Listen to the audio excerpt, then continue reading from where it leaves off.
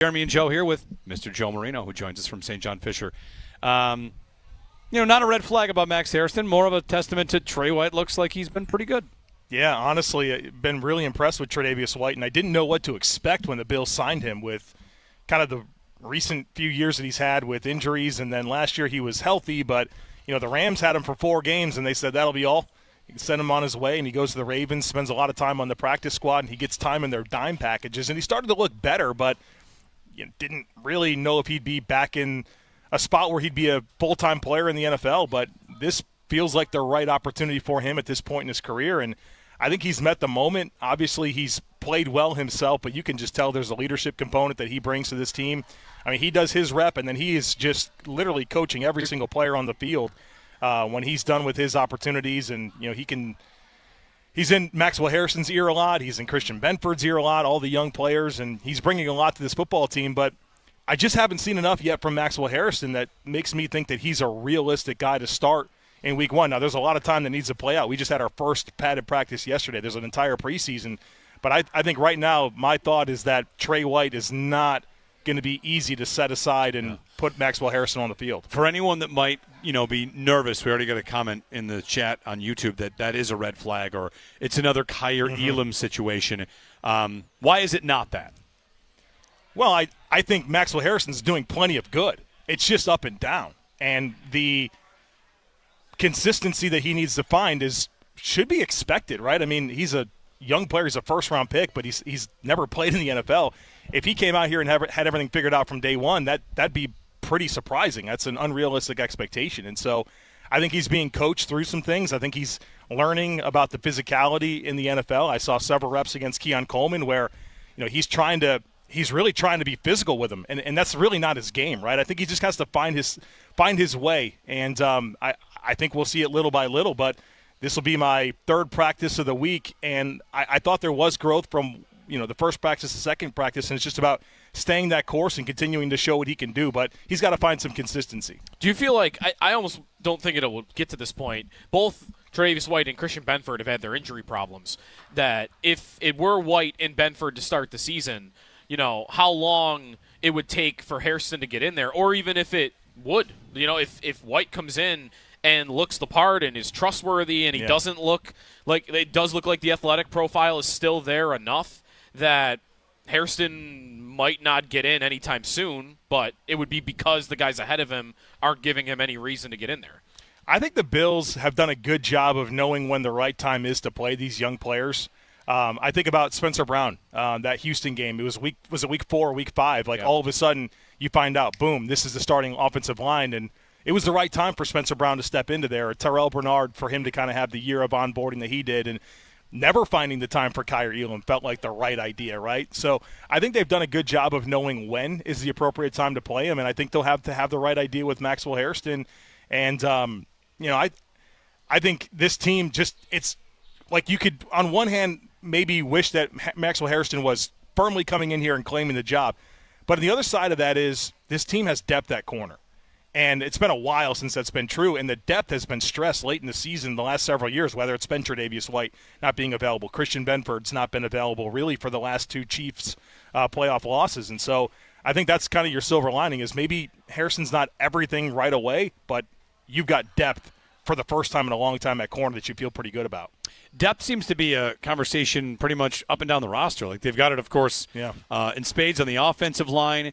At receiver, we're seeing these names come in, and Joe, it's a departure from last year where these names that would come in will be, well, maybe they can make a difference, and now it's like these guys don't have a chance. It looks like they're pretty well stocked 1 through 5. So I feel like, would you say that about the whole roster, that the depth on the roster is maybe as good as it's been? Well, 9 years into McDermott and Bean, you'd like to think that you're kind of at that point where that's what you're trying to figure out is depth and, really finding areas where you can elevate. But it's a different part of a life cycle of a team where this isn't year 1, 2, or 3. This is well established. They're kind of into another nucleus under the same regime. And so I think that's kind of where the roster turns. It's not New England or Washington or what Houston came through or Arizona. This is a well-established operation. And so I think that's kind of where these conversations are going to be rooted. Is there any position right now where you are wondering about the depth? Quarterback. Quarterback? Quarterback is, well, I think there's a legit battle there between Trubisky and White. Yeah. And I don't know, maybe you could convince me White's been slightly better out here, but I think any gap would be marginal. I think Mike White probably throws a better, more accurate football, but there's athletic limitations there. You watch his footwork; those feet are heavy. Like looking like Matt Ryan trying to get in his drops. He's just not very mobile. But that's kind of where Mitchell Trubisky picks up the slack. But then maybe White just has a little bit more when he's actually throwing the football in terms of placement and some timing stuff. So the challenge there is I feel like Trubisky's the one that has the big time relationship with Josh Allen, which we know is an important part of the quarterback depth conversation here. And but the other side of that is the Bills would gain $1 million in cap space if they were to go with White over Trubisky. So I think that's a real battle that's going to play itself out in preseason. But the reality is I don't love either option. And maybe the real answer there is Josh Allen just needs to continue to be the most durable quarterback in the NFL. We're watching a couple practices, 5 practices in. Injuries have been a storyline. Kincaid out with a knee, Samuel the hamstring. Nothing sounds too serious, but I feel like maybe we have flashbacks to last year where so-and-so missed the start of camp, and because of that they're behind. And for Allen, one thing you and I've talked about a lot is building chemistry with Kincaid, how important that is for those to have chemistry. And for him to be out right now is unfortunate. Very much. And it feels like that's been a quiet conversation before he was injured. It was like, how's Kincaid looking out here? And I thought for the 2 practices that I saw him, I thought things looked good. A lot of good runaway routes from linebackers. And the play he got injured on was a really nice deep opportunity on a corner route that was he found some space between Rapp and Milano, and then that ball was in the air just a little bit longer than you thought, and all of a sudden it's a contested situation, and he got contact from both sides, and he finished the practice, but obviously he wasn't available yesterday. We don't know what today holds, but I think that's what's hard to gauge is, like, how serious is any of this? Is the team just saying, hey, it's July, we don't have a game until September, there's a lot of important players on this list, we need to be cautious, or is it stuff that is going to linger and be a problem? So I understand both sides of the coin, and the first thing Sean McDermott says after he talks about injuries, he goes, I'm not getting into timetables. Okay, well, I guess we'll just have to speculate and wonder and probably lean into being concerned. Yeah. The one thing about that is it doesn't sound like – but again, like part of that is not knowing.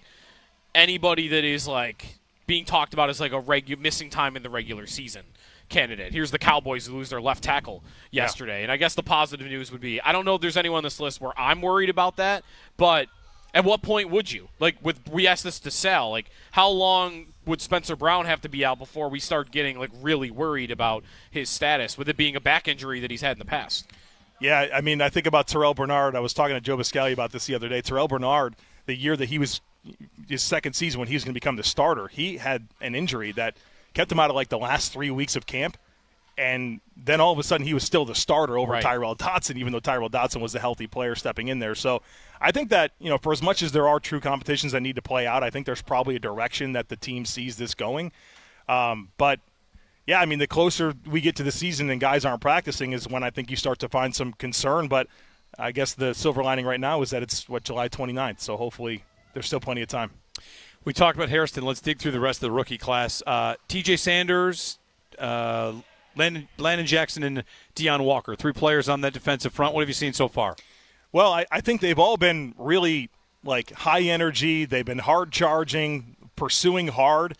I think we had one padded practice, and I certainly tried to watch as much of them as I possibly could, but you don't have as big enough of a sample size to really say this guy really looks good. I think right now I can praise the effort, I can praise the energy, I can praise the athleticism. I thought they've all moved extremely well, but getting a real gauge for where the technique is at and where the impact could lie, I think we'll need a few more practices to really know. I'll say with Deion Walker, the Bills ran a lot of zone runs, stretch-type plays yesterday in practice, and I thought his ability to work laterally was pretty impressive out there. And then, I think the get-off with Sanders and Landon Jackson in terms of getting off the ball, there wasn't much hesitation. They were intentional with getting off the snap. So I think those are like little good things, but not enough of a sample size to really get a a full gauge, but that'll be a priority for me today and Thursday and Friday. Anything from Jackson Hawes stand out first day with pads on? I don't know. Like he, of course, more of a blocking tight end. I've seen him make a couple of catches. Yeah. And the two guys ahead of him on the depth chart have been missing time with injuries, so there's that too. He's tenacious, right? I mean, like getting a chance to be on the field and just looking at him, you can just tell he's got something about him where you don't want to get in a fight with that guy, and he's brought it quite a bit. So I think he's been as advertised, and I think it's been good to see some of the receiving ability there. You know, obviously kind of a basic menu, but at some level of involvement because they have to, right? There's no Kincaid and Knox out there. Sokol was signed last week. I mean, this is a true statement. Jackson Hawes, in terms of available tight ends, is the most experienced player on this team. Yeah. So he's getting a lot of run, and I think that's only helpful for him. But obviously, you want to see, is it 88 and 86 out there with Josh Allen? Joe Marino, Locked On Bills podcast, joining us here on WGR from St. John Fisher. One thing I'll be watching today, Keon Coleman's been stacking practices, stacking good performances and breakout performances. Yeah, he's the last two practices I thought he was really, really good, especially the Sunday practice. One thing that really stood out to me yesterday was a lot of scramble drill opportunities for Josh Allen. He's looking for 0. And once it was a great rollout completion. The other, he chucked it into double coverage. That it was it Bishop and Trevius White kind of closed on the ball, and I think because they both closed on the ball, neither intercepted it, but one of them should have. But he's looking for 0 for sure on those scramble drills. And then I thought the Sunday practice is where you saw more of the cerebral, savvy, find space, use the frame to kind of box out and be that towering type player that they drafted him to be. So I think it's been 2 good days for Keon. It's not without some inconsistency. Like he beat Maxwell Hairston clean on a vertical route yesterday and decided to one-hand it for no reason and didn't catch the ball. So, some little things like that to clean up, but I think I've mostly been really satisfied with where he's trending. Feels like there's a little bit, whatever. I've heard a lot of the intellectual part of the game for Keon. Is that something you saw in the scouting going back and last year as well? I would agree with you, Jeremy, that it feels like whether it's Joe Brady didn't call him like one of the smartest receivers he's ever been with. I think Josh Allen's been praising like the football IQ. That's been a message. Yeah, it feels kind of intentional. Coming out of Florida State, I mean that's a real basic offense, So I don't know that you could look at it and say, wow, high football IQ or not. And last year, I think where you would believe that to be true is that for a rookie, extremely young player, was he 20, 21 years old last year? Very, very young, and we all know that not even a guy that's been full-time in football for that long. When he was healthy, played a ton of snaps, right? Mm-hmm. Like he was the highest snap taker for this receiver corps, and they played him in a bunch of different spots. So I think the messaging now is pretty loud and clear, but I think when you look back to last year, what they trusted him to do kind of aligns with all of that. Flies in the face of that occasional narrative that McDermott's afraid to play rookies. They just have to earn his trust. Right. And Coleman would have done that last year. Yeah, I think that's 100% true. And they wanted him on the field, even when he came back from injury where the impact wasn't the same. He still played a lot of snaps. And maybe a lot of that was what do they call them, the Joe Brady routes, the for love of the game routes. But he ran them, and they've had him on the field to do that. So I feel like that's maybe an unexpected part of his game that's being celebrated. And that's good because that's going to keep him on the field and that's going to get targets and that's going to allow him to be a playmaker. Do you agree with the perception through the first week or so of camp from what you've seen that Christian Benford looks like the best player out there? Oh, absolutely. This guy is taking names. I mean, watching him in one-on-ones yesterday, my goodness. I mean, technician's the word I think that you can easily identify, but it's the competitive spirit that he has, like post-snap. He's chirping a little bit out there, and I think KJ Hamler brings that out of a lot of guys. I didn't realize how much of a yapper that guy was. But Christian Benford he's an alpha. He's a dog out there. I mean, the technique is obvious, but just the way he backs it up, his demeanor, his temperament. I've been in on Benford, it feels like, for a while, and he just continues to ascend. I think he's still got a lot more to show us. Joe Marino, Locked On Bills podcast. Where else can people find you? Everywhere. You're everywhere. Locked On Bills, Locked On NFL Scouting, Bill Squad with you and Jerry Ostrowski, NFL First Read. Mm-hmm. Thankful to have a lot of opportunities to talk football. Yeah, you and Kyle Krabs on that NFL Scouting podcast, right? Yeah, we did a podcast yesterday assembling the worst possible starting lineup using actual position groups in the NFL. Okay. So that was fun. We're going to do the opposite of that today. We're going to do the best. But you can only use every team one time. And the challenge is that the Raiders they had a conversation 4 or 5 times. You only can use them once. So that was fun if you want to feel really good about the Bills. Listen to that one. Who is the worst group, worst offensive line of football? Houston. Yeah, which is, my goodness, after all they did, that's not where you want to be. But felt like they were that last year and they didn't fix it. Well, they traded their most talented lineman. They changed a lot. I'm not sure. I'm telling you, I don't think it is better. Maybe the scheme will help, but that's for that team to have that quarterback at this point in their build. That's not where you want to be having concerns. But I just don't like the collection of talent at all. Receivers, Tennessee. Okay, Ridley's good.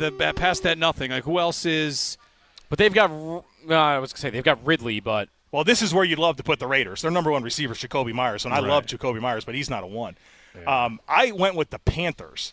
Okay. Because so unproven. Well, yeah, and the other teams that I wanted to use, I had to use for other spots. And with the Panthers, it's completely unproven. Ted McMillan's a top 10 pick. We don't know. Xavier Leggett didn't really impress as a rookie. No. Late stage Adam Thielen. This Hunter Renfrow comeback story we're not into it enough yet. I don't know. I don't know. So they're just everything's I don't know with Carolina. It felt like a good team to slot in there, but there were some contenders. I wanted to put the Jets, but Garrett Wilson as an individual player was awesome. He was like, I can't do that. Their second receiver is Josh Reynolds. Who is there? Alan Lazard, Josh Reynolds. Yeah, that's not serious, right? No. Yeah. All right. Joe Marino. You can catch him everywhere. All those places you just listed. Bill Squad Show, Locked on Bills podcast, Locked on NFL Scouting.